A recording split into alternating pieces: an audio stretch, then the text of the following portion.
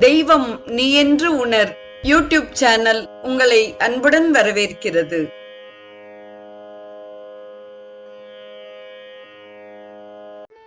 அன்பு உள்ளங்கள் அனைவருக்கும் உற்சாகமான இனிய சுபதின வணக்கம். இன்றைய ஸ்ரீ கௌமாரம் நிகழ்வில் ஆதிசங்கர பகவத்பாதர் அருளிச் செய்த ஸ்ரீ சுப்பிரமணிய புஜங்கத்தின் 17வது பாடல் குறித்து நாம் சிந்திக்க இருக்கிறோம். முதலில் நாம் பாடலை அனுபவிப்போம். ஸ்புரத் ரத்ன கேயூர ஹாராபிராமச்சலத் குண்டலி ஸ்ரீ லசத் கண்ட பாகக கடௌ பீத வாசாகா கரே சாரு சக்திஹி புரஸ்தான் மமாஸ்தாம் புராரே ஸ்தனூஜக என்பதாக பாடல் அமைந்துள்ளது. தொடர்வது பாடலுக்கான பதவுரை. புரத் ரத்ன கேயூர ஹாராபிராமக ரத்தின தோள்வளை மற்றும் ரத்தின ஹாரத்தால் ஒளிர்கின்ற மகிழ்ச்சியான திரு உருவத்தை உடையவரும் சலத் குண்டல ஸ்ரீலசத் கண்ட பாகக காதில் அணிந்திருக்கக்கூடிய குண்டலங்கள் அசைந்து ஆடக்கூடிய கண்ண பிரதேசத்தை உடையவரும் கடௌ பீதவாசாகா இடுப்பில் மஞ்சள் ஆடை அணிந்திருப்பவரும் கரே சாரு சக்திஹி கையில் பிரகாசம் பொருந்திய சக்தி ஆயுதமாகிய வேலை தாங்கியிருப்பவரும் புராரேகே தனூஜக புராரியின் உடலில் இருந்து தோன்றியவரும் ஆனவர். மம புரஸ்தாத் ஆஸ்தாம் என் முன்பாகவே இருந்து கொண்டிருக்கட்டும் என்று பதவுரை அமைகிறது. தொடர்வது இப்பாடலுக்கான பொழிப்புரை.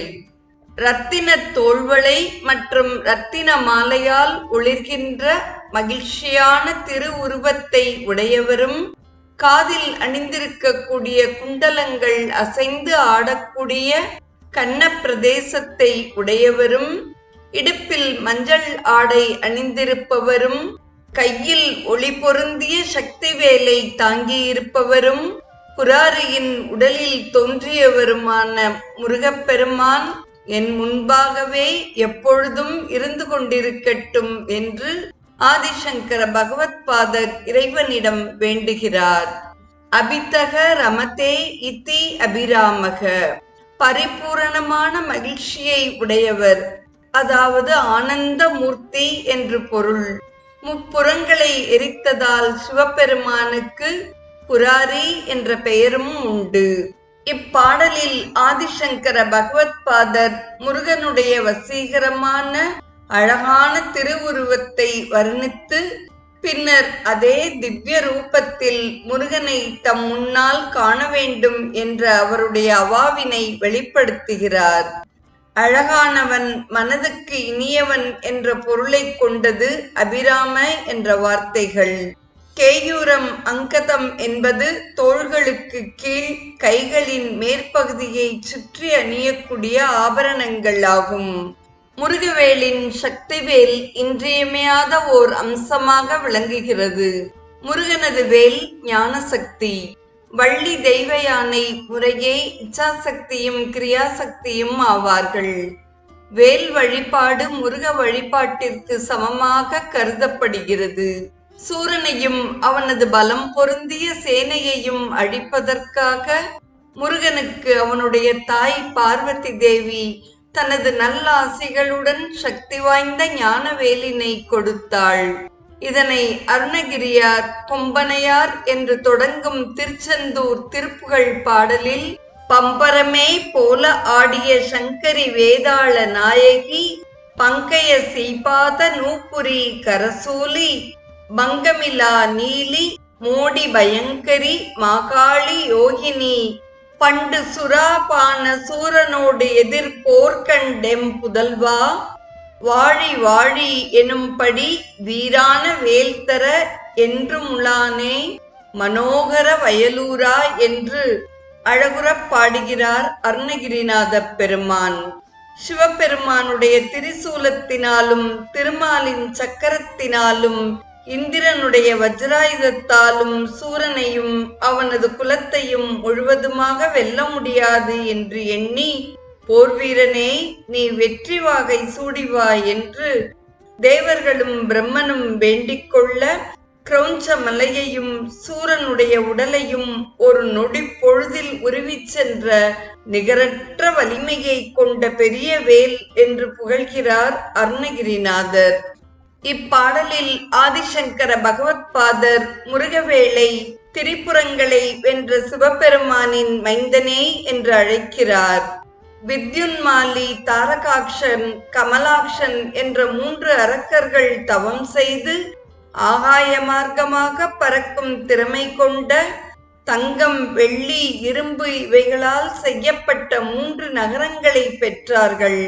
பல ஆயிரம் வருடங்களுக்கு ஒருமுறை ஒரே நேர்கோட்டில் இந்த 3 நகரங்களும் வரும்போது மட்டுமே அதை அழிக்க முடியும்.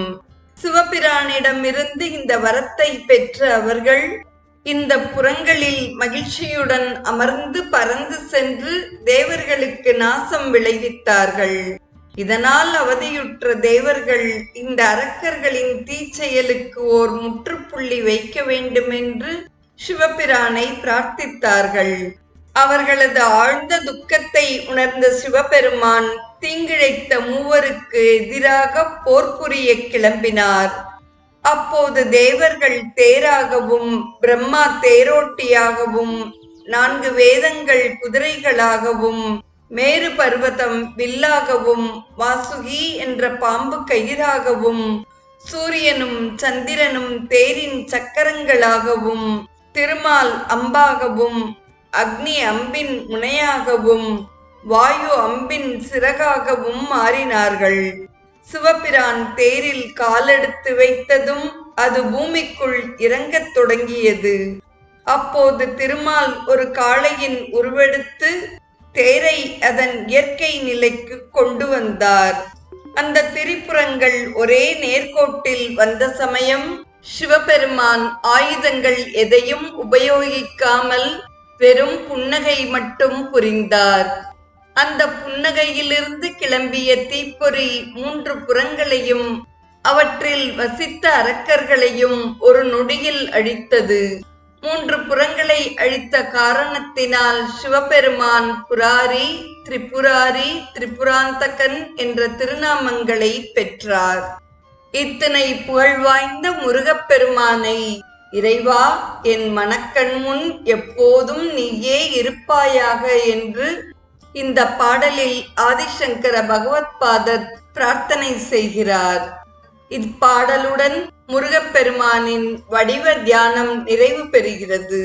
இனி 18வது பாடல் முதல் 30வது பாடல் வரை பிரார்த்தனைகள் சொல்லப்படுகின்றன. திருச்செந்தூர் முருகனின் மகிமையையும் அவனிடத்தில் வேண்டுதலும் சொல்லப்படுகின்றன. இறைவனை சிந்திக்கின்ற முறைகள் மாறுகின்றனவே தவிர இறை சிந்தனை மாறவில்லை. நாளைய நிகழ்வில் ஸ்ரீ சுப்பிரமணிய புஜங்கத்தின் 18வது பாடல் குறித்து நாம் சிந்திப்போம்.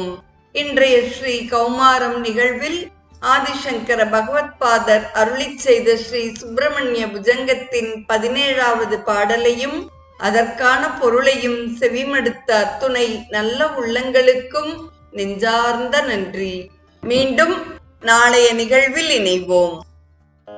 தெய்வம் நீ என்று உணர் யூடியூப் சேனலை கேட்டு மகிழ்ந்த நீங்கள் உங்கள் நட்பு வட்டத்திற்கும் பகிர்ந்து தொடர்ந்து உங்களது நல்ல ஆதரவினை சப்ஸ்கிரைப் செய்து வழங்குமாறு அன்புடன் வேண்டுவது உங்கள் அன்பின் விசாலம்.